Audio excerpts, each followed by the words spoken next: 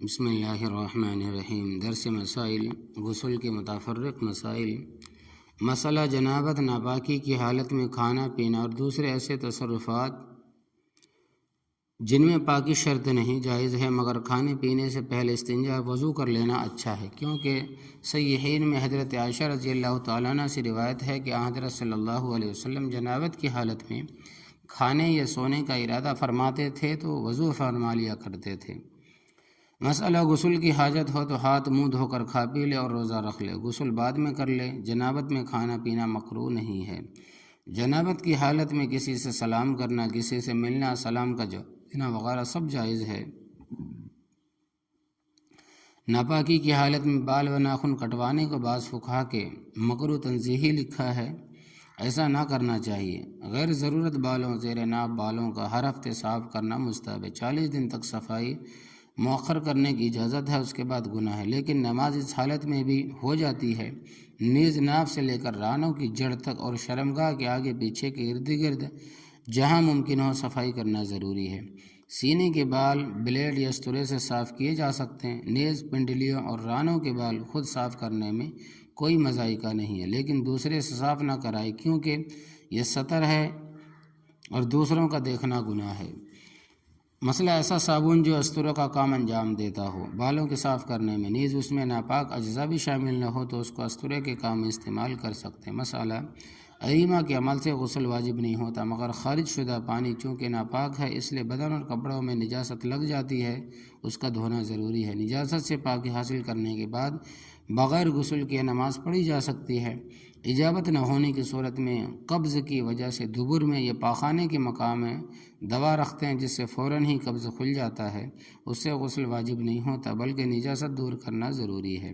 مسئلہ پیشاب کا قطرہ آنے پر وضو ٹوٹ جاتا ہے، دوبارہ استنجا اور وضو کرنا چاہیے، غسل دوبارہ کرنے کی ضرورت نہیں۔ اگر غسل کے بعد منی خارج ہو جائے تو اس میں یہ تفصیل ہے، اگر غسل سے پہلے سو گیا ہو یا پیشاب کر لیا ہو یا چل پھر لیا ہو تو دوبارہ غسل کی ضرورت نہیں۔ اگر صحبت سے فارغ ہو کر فوراً غسل کر لیا، نہ پیشاب کیا، نہ سویا، نہ چلا پھرا، بعد میں منی خارج ہوئی تو دوبارہ غسل لازم ہے۔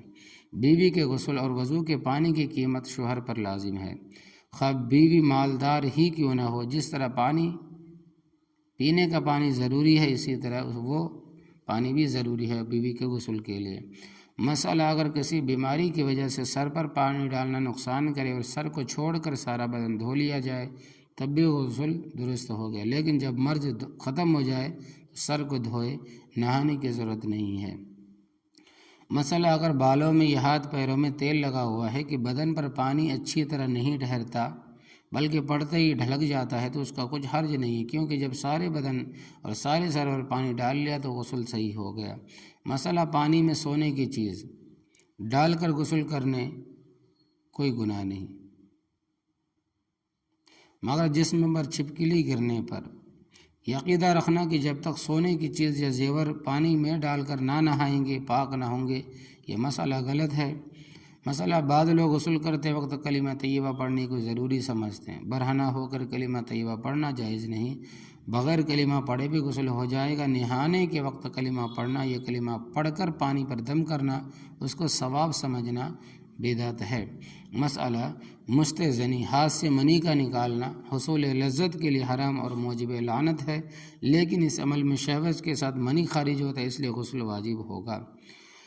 مسئلہ جب عضو ذکر کا سر یعنی کہ جب شرمگاہ کا جو سر ہے جس کو سپاری کہتے ہیں اس کے برابر حصہ ایسے شخص کے قبل یہ دبر شرمگاہ یا پاخانہ کا مقام میں داخل ہو جائے جو جمع کرنے کے قابل ہو اور درمیان میں کوئی دبیش شے ایسی حائل نہ ہو جسم کی حرارت محسوس نہ ہونے دے تو فاعل و مفعول یعنی داخل کرنے والا داخل کرانے والے پر غسل واجب ہو جائے گا، خواہ منی نکلے یا نہ نکلے۔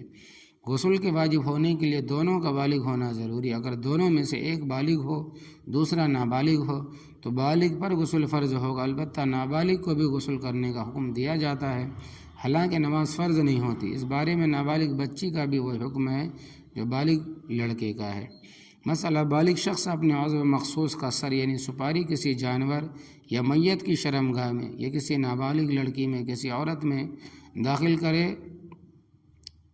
بالغ شخص اپنے عضو مخصوص کا سر یعنی سپاری کسی جانور یا میت کی شرمگاہ میں داخل کرے تو غسل واجب نہیں ہوگا۔ کسی عورت میں کر دے، کسی اس میں کر دے تو غسل واجب، اگر منی نکل آئے تو ہو جائے گا۔ عضو تناسل پر کپڑا موٹا ہو یا باریک لپیٹ کر جمع کرنے میں بھی احتیاط یہی ہے کہ دونوں غسل کریں۔ مسئلہ اغلام بازی، زنا کاری، رنڈی بازی وغیرہ سے غسل واجب ہو جاتا ہے، اور جو گناہ کبیرہ اس فعل سے شنی سے ہو اس سے توبہ کرے، اور جنابت خواہ فعل حرام ہو چاہے حلال ہو، غسل کا ایک ہی طریقہ ہے۔ مسئلہ کسی کو بغیر ارادہ کے چلتے پھرتے بیٹھے ہوئے خواہ خود بخود انزال ہو جائے، منی نکل آئے یعنی منی نکل جائے تو غسل واجب نہیں ہوگا، اگر شہوت سے نکل آئے تو غسل واجب ہو جائے گا۔ تو اللہ تبارک و تعالی عمل کی توفیق عطا فرمائے، آمین یا رب العالمین۔